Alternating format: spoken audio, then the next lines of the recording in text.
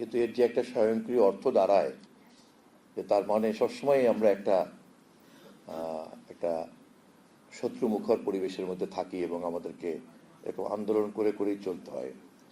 অর্থাৎ কখনোই কোনো স্থিতিশীল আর্থসামাজিক ব্যবস্থার মধ্যে আমরা ছিলাম না বা নাই। এবং এই ধরনের সমস্যা অনেকের মনোজগতে এমনভাবে তৈরি হয়েছে যে আমরা এগুলো যখন চর্চা করি তখন মনে হয় যেন যে আমি ভবিষ্যতে এরকম একটা পরিস্থিতি প্রত্যাশা করছি। এরকম একটা পরিস্থিতির মধ্যে কিন্তু দেখবেন যে পড়ে যায় অনেক সময় আমার।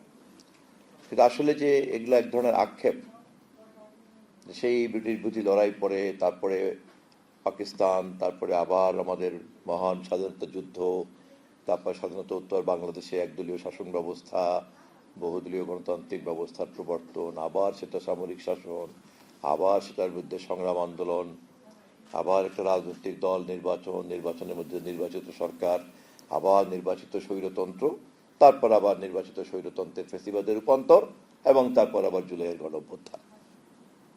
খুব সংক্ষেপে তাকালে কিন্তু এটাই আমাদের ক্রোনোলজি। এবং এটা খুবই দুর্ভাগ্যজনক যে যারাই এই পর্বটাতে জন্ম নিয়েছেন এবং মৃত্যুবরণ করছেন অথবা করবেন, তাদেরকে কেবল কিন্তু এগুলোর মধ্যেই থাকতে হয়েছে। ম্যাডাম যেটা বললেন যে বিজনেস ফ্রেন্ডলি একটা রাষ্ট্র, একটা মানবতা বান্ধব একটা রাষ্ট্র, মানুষের যে শাশ্বত যে সমস্ত আকাঙ্ক্ষা থাকে, তার যে প্রতিভা থাকে, যোগ্যতা থাকে, সেটাকে বিকশিত করতে পারে, সেটার জন্য একটা ফ্রেন্ডলি রাষ্ট্র তাহলে আমরা কখনোই কিন্তু করতে পারি নাই।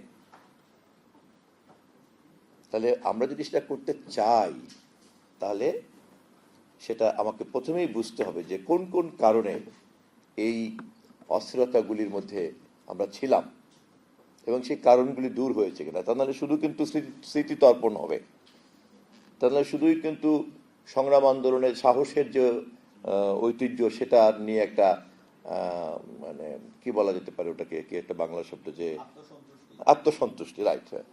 কতটা সাহসী ছিলাম, কতটা বীর ছিলাম, এবং আমাদের কোন ভাই কত সহজে মৃত্যুবরণ করেছে, অফকোর্স সম্মান করি আমরা সেটা, কিন্তু ওটার মধ্যে কিন্তু আত্মতুষ্টির কিছু নাই। ওটা ছিল একটা বাধ্যবাধকতা, এবং সেটা একটা নির্মম বাধ্যবাধকতা। এবং আমাদের পুরো আলোচনাটার লক্ষ্যটাই কিন্তু, এবং এই স্মৃতিতর্পণটাও কিন্তু হতে হবে যে কেমন করে এই বাধ্যবাধকতা থেকে বেরিয়ে আসতে পারি আমরা।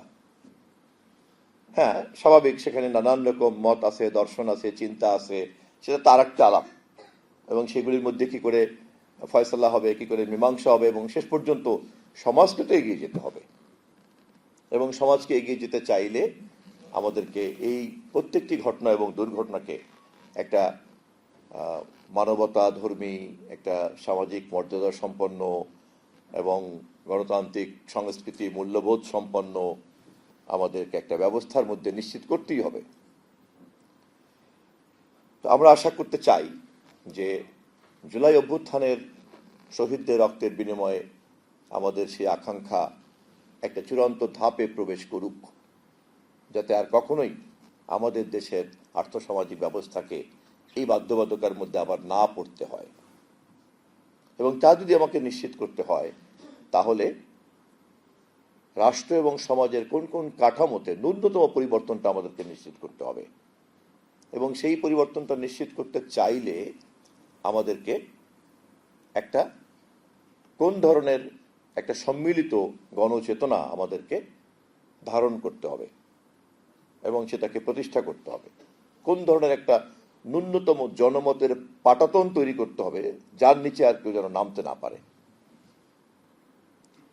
এটাই হওয়া উচিত আজকের দিনের সবচেয়ে বড় চ্যালেঞ্জ, যা আমরা এখনো করতে পারি নাই।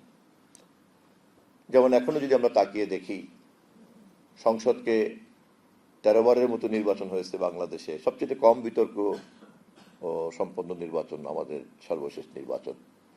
কিন্তু এখনো কিন্তু খুব সুদৃঢ়ভাবে দাবি করতে পারছি না যে আমাদের সংসদীয় ব্যবস্থা একটা কাঠামোতে দাঁড়িয়েছে। একথা কিন্তু আমরা এখনো বলতে পারছি না। আমরা কিন্তু একথা এখনো বলতে পারছি না যে আমরা আমাদের কাঙ্ক্ষিত বিচার ব্যবস্থার জায়গাটা দাঁড়িয়ে পড়েছি। আমি রাষ্ট্র সম্পর্কে, রাজনীতি সম্পর্কে, অন্যান্য দর্শনের কথা বাদ দিলাম, সাধারণ যে গণতান্ত্রিক মূল্যবোধ সম্পন্ন যে চিন্তা, সেই চিন্তার আলোকেও রাষ্ট্রের যে নির্বাহী বিভাগ, বিচার বিভাগ, আইন বিভাগ এবং তার যে একটা প্রাতিষ্ঠানিক কাঠামো থাকা দরকার, তা কিন্তু আমরা এখন অর্জন করতে পারিনি। এবং এবারের এই রক্ত প্রাণের বিনিময়ে যদি আমরা এটা অর্জন করতে না পারি, তাহলে কিন্তু আমাদেরকে ভাবতে হবে যে আমাদের টোটাল সোশিও ইকোনমিক সিস্টেমের ডিএনএতে কোনো অন্য কিছু আছে কিনা, যা রাষ্ট্রবিজ্ঞানীরা এখনো অথবা সমাজবিজ্ঞানীরা এখনো ডিটেক্ট করতে পারেন নাই। আমি মনে করি এই ধরনের গবেষণামূলক দৃষ্টিভঙ্গি থেকে যদি জুলাইকে আমরা দেখার চেষ্টা করি, তাহলে প্রকৃত অর্থে জুলাইকে শহীদদের প্রতি আমাদের শ্রদ্ধাটা নিবেদন করা হবে। ভাষা ভাষা হবে না, বরঞ্চ আপনাদের মতো বিদগ্ধ ব্যক্তিদের পক্ষ থেকে যখন আমরা এ ধরনের স্মরণ ইয়েতে সবাই বসবো এবং আমরা আমাদের স্মৃতির মধ্যে ঢোকার চেষ্টা করব, আমরা স্বাভাবিকভাবেই একটা সাধারণ আবেগী মানুষের সঙ্গে তো আপনাদের মতো মানুষের আবেগ চর্চার তো পার্থক্য থাকবেই। এখানে অবশ্যই একটা সৃজনশীলতা আছে, সৃষ্টিশীলতা থাকতেই হবে চিন্তার মধ্যে, আলোচনার মধ্যে, আবেগের মধ্যে, কথার মধ্যে। এবং আমি সেটার আভাস ইঙ্গিত পেয়েছি এবং আপনাদেরকে ধন্যবাদ জানাই যে শিক্ষক সমিতির এই উদ্যোগের মধ্যে, আপনাদের কথার মধ্যে, আপনাদের চিন্তার মধ্যে সেটা আছে। এবং এ কথা তো সত্য যে আমাদের দেশের ব্যবস্থার কারণেই আপনাদের মতো মেধাবী মানুষরা একেবারে ছাঁকনি দিয়ে ছাকতে সামান্য যে কয়জন, আপনারা সেই কয়জন মানুষ এখানে উপস্থিত হয়েছেন।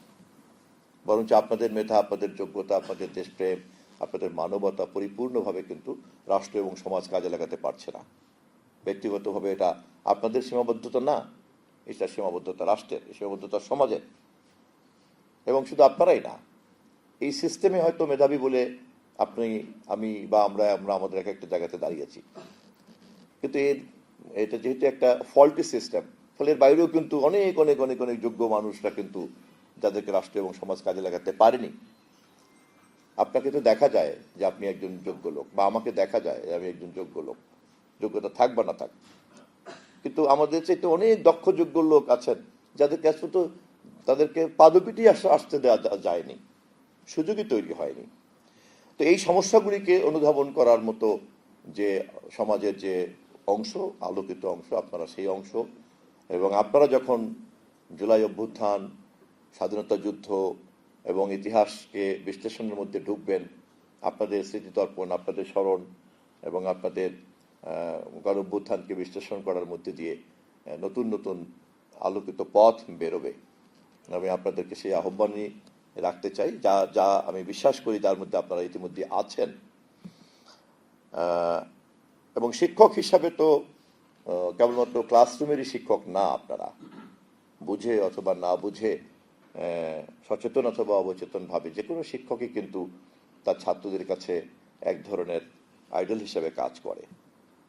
শৈশব কৈশোরতে করেই, এমনকি বড় সময়ও কিন্তু করে।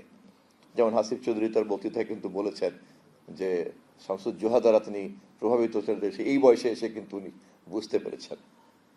তেমন একজন শিক্ষক একজন ছাত্রের মধ্যে কেবলমাত্র যে কৈশোরের জায়গা থেকেই এক সময় কাজ করে তা কিন্তু না, প্রবীণ এবং একটা মানে কি বলে পরিপক্ক মানুষের মধ্যেও যে ওই প্রভাবটা বেরিয়ে পড়তে পারে, যেমন উনি নিজেই বলেছেন। আমরা সকলেই কিন্তু এই ধরনের পরিস্থিতির মধ্যে কনসাসলি অথবা সাবকনসাসলি কিন্তু থাকতেই পারি।